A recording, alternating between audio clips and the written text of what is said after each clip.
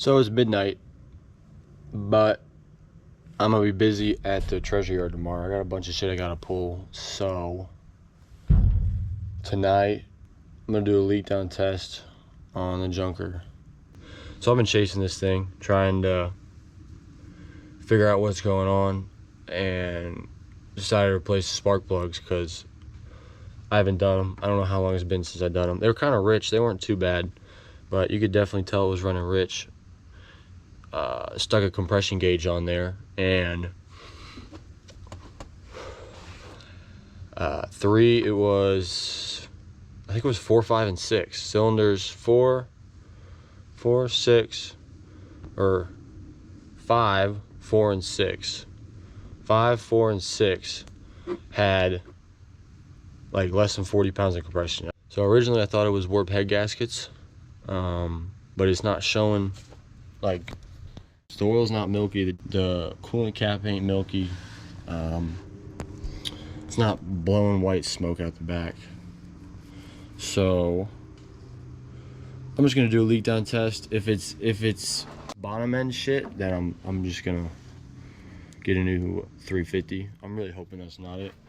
But you can see these plugs have been in here for, I don't know, probably three or 4 days. And you can see they're definitely blistered a little bit. So that could be a lot of stuff. And I was gonna do a coolant pressure test. I did actually. Found that the cap wasn't pressurizing right.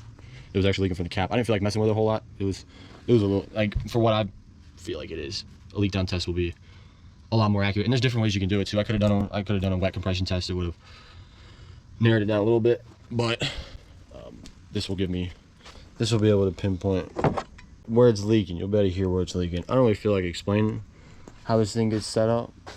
I'm not really an educational channel. You just get to see me dick around with my projects, my big boy toys. So I'm gonna go set it up. We're gonna get it on top dead center, put this in, and we'll see what happens. So I already got it mostly set up. I didn't show how to find top dead center because there's a million different ways and everyone thinks they got the best way. Did have a hell of a time getting to it. That crank pulley bolt is now stripped, and I know that if I had to take stuff off, this would have been easier.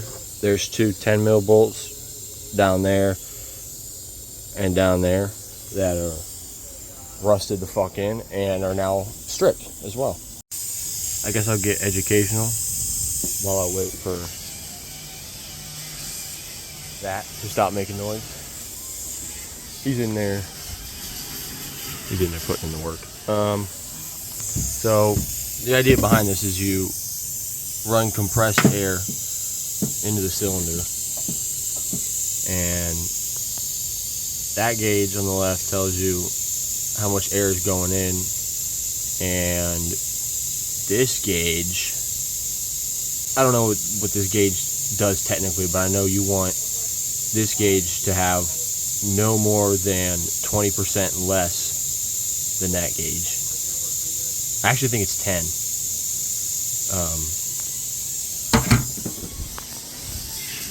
But they're gonna have to shut up because if there is a big leak, then you're gonna be able to hear where it's coming from. And also this leaks. You can probably hear that. This coupling leaks, which is a pain in the ass. Alright, so I swapped the coupler out. I can't do this with two hands and screw it. He has the pressure set down on the compressor so we can sand without speeding it up, so it only goes to about 60. Try and get this to stop. So I'm gonna come over here to what's left of the exhaust.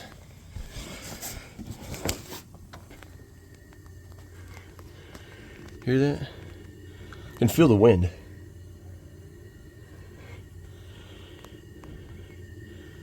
We can hear that. We can feel it.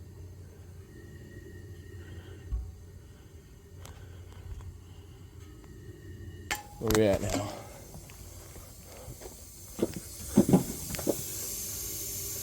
We got 55 and 20. I might just crank that up just a little bit, just to see where we're at. Here at 80 to 100 psi. I'd like to get it at 100.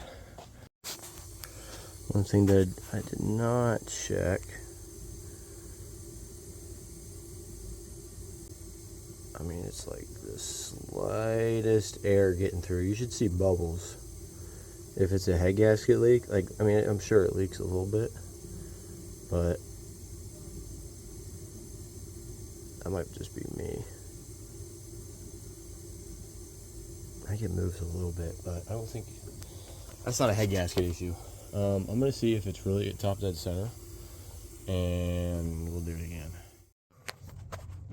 All right, crank the pressure up at the tank. I mean, you can hear it.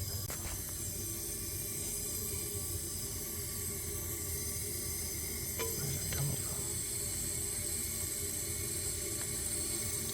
I mean, we are struggling here. I wish this hose was longer so I could drape it over the fender and stop it from hissing. Bitch. If you get really close, I don't know if you can hear it from the camera. There's a slight leak. And we got the rad check. Yeah, that's not going nowhere. Exhaust valves are toast. Guess that's what happens when you're on open manifolds, huh? Guys, I never showed y'all the rust. So this is basically both sides. It wasn't quite this bad when I first got it, but also there's less tape in here.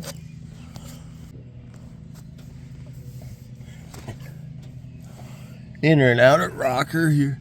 Inner and outer rocker is pretty much gone.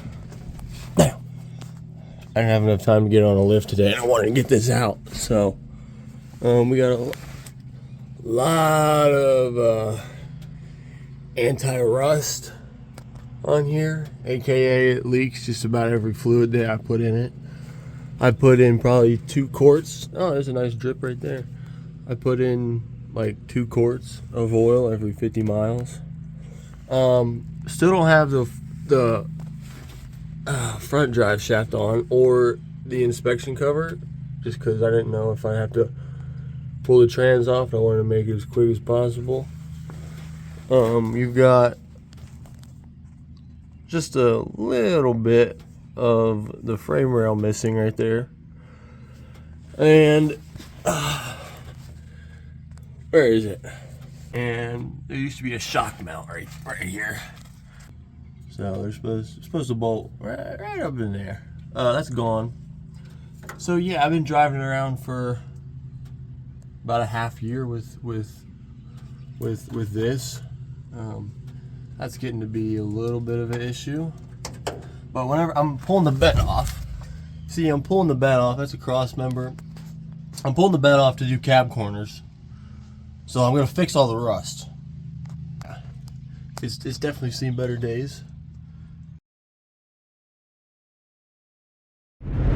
So the story on this truck is, about a year ago I put up an ad on Marketplace saying I was looking for OBS Chevys, $1,000 or less.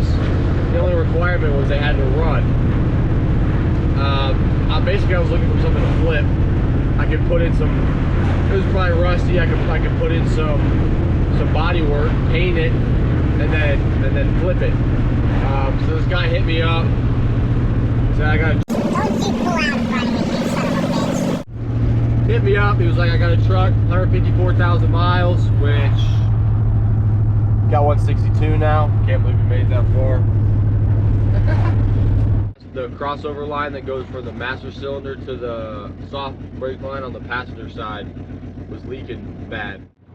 Guy had all the patch panels for the rust. I've been working on the bed sides since then, just kind of, oh fuck, I just spilled my drink. So like any normal person would do, out there with my buddy, pinched the brake line off and drove it back like 9 miles to my house. using the parking brake the whole time. Drove fine, and it was great. I drove it, no issues. Fixed that brake line. The governor cap was leaking, so I fixed that. And then I want to say it was April. Blew the trans. Everything was neutral, wouldn't move at all. Pulled that, rebuilt it. It was just pretty standard stuff that goes wrong with these 700Rs. The neck on the sun shell was busted off. Both the accumulator springs were broken, and the clutch packs, mainly the 3/4 clutch pack was roasted. All pretty standard stuff. The input drum was pretty scored up. That was about it. Go if you're going. Go if you're going. The loud panel. Rebuilt it. Had some upgraded stuff for a towing package. Because when I move out and start a business reselling car parts, I'm gonna need something to tow with. So I figured I might as well beef it up while I was there. Put it back together. The reason that you hear the exhaust is because I snapped every manifold bolt that bolts the Y pipe up. Snapped all 6 bolts. So for a little bit, it was just open manifolds. It sounded terrible. Whenever I was putting the trans in, the little fragile, I forget what it's made out of, but the little, where the heater hose comes out the firewall and it hooks into the back of your intake. Whenever I'm putting just fighting the dipstick, because it's all bent and squiggly. Whenever I was putting that in, just barely bumped that heater hose and snapped the fitting where it mounts into the back of the intake. So the threads were in the intake. So I had to swap out the intakes. I could have just ordered the part. I mean, they break so often that they make a part that you can hammer it in there and spin the threads out. I just swapped the intake from the engine I'm building for the step side because I don't need that intake and it's the same. So swap that over.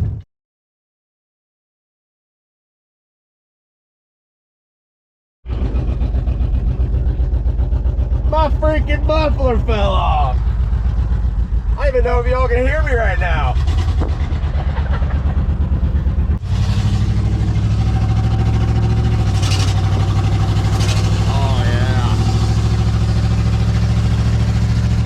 Where was I? I got the new intake on from my other truck, and I don't remember.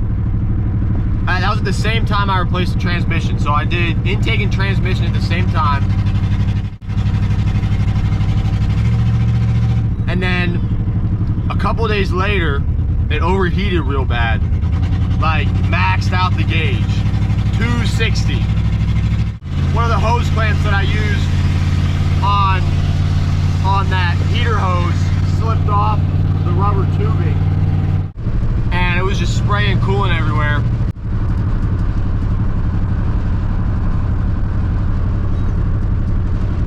I don't know what that noise is. Just carry on.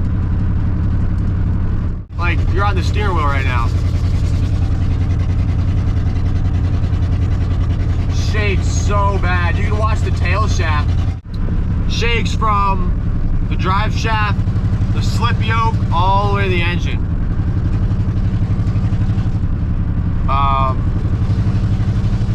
Pretty bad. I replaced the trans mount. It didn't do anything.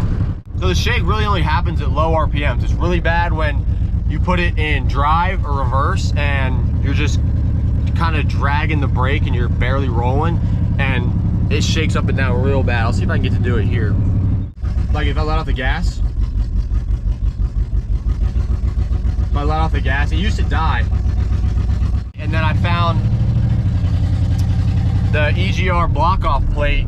The gasket had a real bad leak because the guy just deleted the EGR for whatever reason. I don't know why you do that on a stock engine. So I'm gonna put that back on. Maybe this video. Get on the highway and I'll show you why I thought it was transmission related. So right here, I've just shifted into fourth, lower RPMs, right? and it shakes. You can see, and you can see it's like a throbbing, it's like a pulsing shake. So and then if I drag the brakes here, disengages the torque converter, the shakes go away a little bit. So in the beginning, I thought the torque converter wasn't balanced right. So I got top of the line TCI torque converter, it was like 500 bucks. Didn't fix it. Replaced the TCC solenoid. Cleaned the valve body multiple times. Everything's good. Everything's good. I got the pressure gauge down there. Y'all see that? Pressure gauge is still hooked up because I lost the bolt. I think it's somewhere in my bed for the pressure check port. So I've just been keeping the gauge in here. It's all good. Use the same shims for the torque converter to the flex plate because the gap was, it's supposed to be, what is the gap supposed to be? In 1/8 to 3/16, I think. Don't quote me on that. I'm not an educational channel. Don't quote me on that. Don't quote me on none of this stuff. I might throw up a build list here. I'll throw up a little list on what I did on the transmission.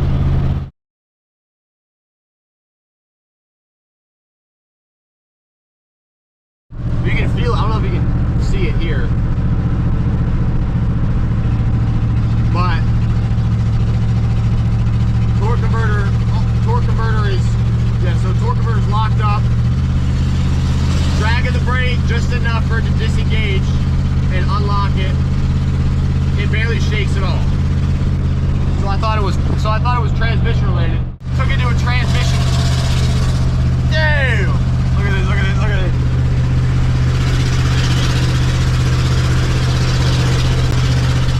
So loud! Took it in the transmission shop, local trans shop, wanted to see if they could diag it. They basically said there's a lot of issues, transmission's not one of them. So that's good, I guess. Basically I've been driving it for a month and a half on 5 cylinders. It's a beast. It's a beast. This will be the longest trip I've taken. This will be 45 minutes. It'll be 45 minutes to the treasure yard. I gotta pick up some more stuff. Wanna max out the speedo! Yeah! So I was at the treasure yard today. I picked up these 300-watt Boss Rage door speakers or whatever. It was in some Cadillac. All you gotta do, there's just a positive and a negative coming out of here. You just gotta figure out which switch. I don't know too much about sound systems, but I know these are they're better than stock. They're not great, but dude, these things kind of rip.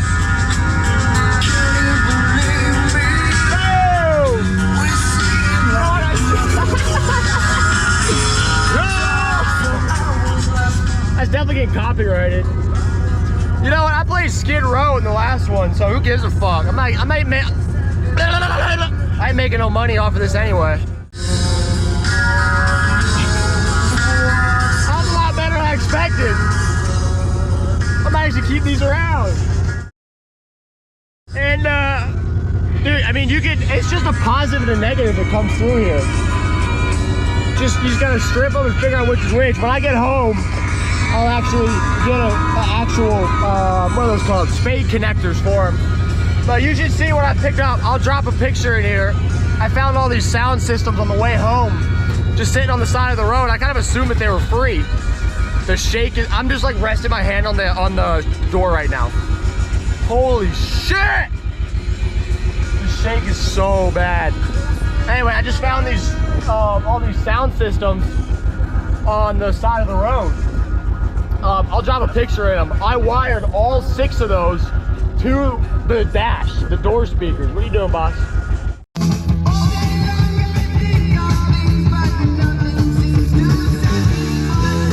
Man, I love free stuff. Making the light flicker. I wired them all to the dash. There was like 12 different wires coming out of here, and they all worked. I'm gonna save them. I was gonna sell them. And I was like, I might as well save them whenever I get my own garage or whatever, hopefully by the end of this year. And I'll just like wire up a nice little sound system. It's not great, but a nice little sound system for the shop or whatever, you know? Well, this ain't gonna be fun on the way back.